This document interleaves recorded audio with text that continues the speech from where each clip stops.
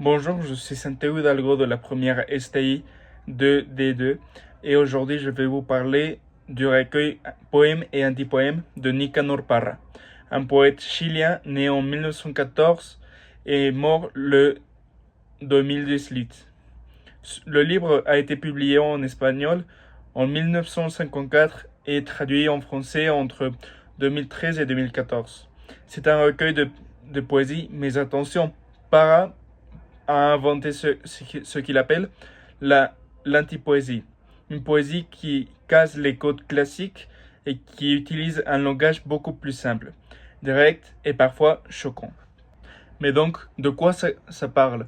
Ce n'est pas seulement une histoire avec un début et une fin, mais une série de poèmes qu'on y trouve des anges ridicules, des professeurs fatigués, des pigeons absurdes, des souvenirs d'enfance, des réflexions sur la mort, la religion et la mémoire.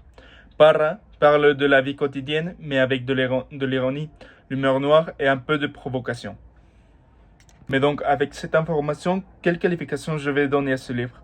Moi, personnellement, je vais donner 3,5 étoiles sur 5 parce que, oui, j'ai aimé quelques poèmes, mais quelques autres sont très étranges ou difficiles à comprendre. Mais donc, qu'est-ce que j'ai aimé sur ce livre? J'aimais que c'est un style plus direct, et ce sont des rimes compliquées, c'est de l'humeur noire avec des images un peu absurdes. C'est une critique de la société et de la religion. Et aussi, je vais vous donner mon extrait que c'est une critique à la religion dans quelques instants.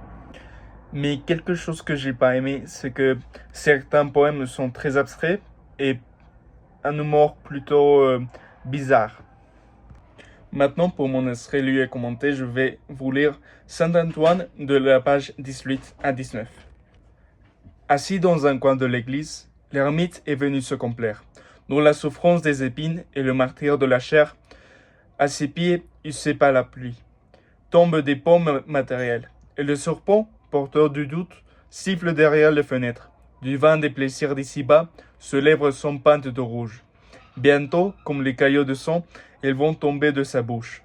Ce n'est pas tout, car ce jour montre à l'heure noire du soir les très profondes cicatrices de ses épines génitales, et dans les rides de son front, qui dans le vide se débat, à l'envie se fond, se défend.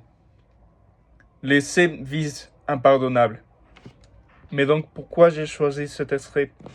Moi, personnellement, j'aimais cet extrait beaucoup parce que ça montre très bien la critique à la religion, parce qu'il montre une figure religieuse comme Saint Antoine, comme un être humain qui peut être blessé. Maintenant, je vais commencer avec mes citations. Premièrement, à quoi bon être un homme s'il nous faut mourir en animal?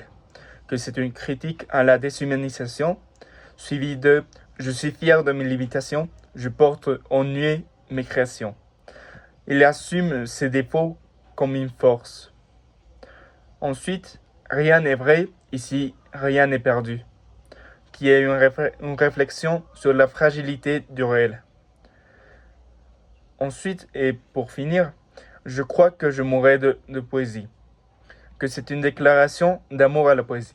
Maintenant, je vais vous dire quels sont les thèmes de ce livre. En premier, on peut voir une critique de la société et aux institutions, suivi de la psychologie, telle que la solitude, la nostalgie et l'angoisse. Ensuite, la philosophie, la vérité, la mort et l'identité. Et pour finir, la littérature, qui est une rupture avec la poésie classique. Maintenant, la décision finale. À qui je recommande ce livre? Moi, je recommanderais ce livre aux lycéens qui veulent découvrir une poésie différente, aux lecteurs qui aiment l'humeur noire ou quelque chose qui est une combinaison avec la poésie classique mais quelque chose de nouvel, et aussi à ceux qui s'intéressent à la philosophie et à la critique sociale. Merci beaucoup.